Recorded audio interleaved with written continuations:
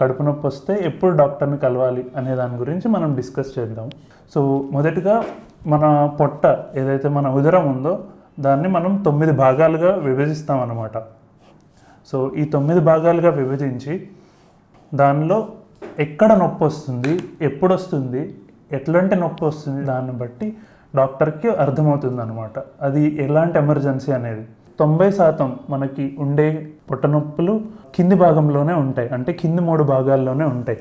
So మనకి most కామన్గా అంటే అత్యంత మనకి ఎక్కువ కనపడేది ఏంటంటే అపెండిసైటిస్. సో అపెండిసైటిస్ అనగా మనకి చాలామందికి వాడుక భాషలో 24 గంటల నొప్పి అంటారు కదా. అదేంటంటే మన పేగు కింద, పెద్ద పేగు కింద అపెండిక్స్ అనే ఒక అవయవం ఉంటుంది. దానికి కేవలం కొన్ని ఉపయోగాలు ఉంటాయి. సో దాంట్లో వాపు వస్తే అది ఎమర్జెన్సీ అనమాట. సో ఇమీడియట్గా శస్త్రచికిత్స చేయాల్సిన అవసరం ఉంటుంది.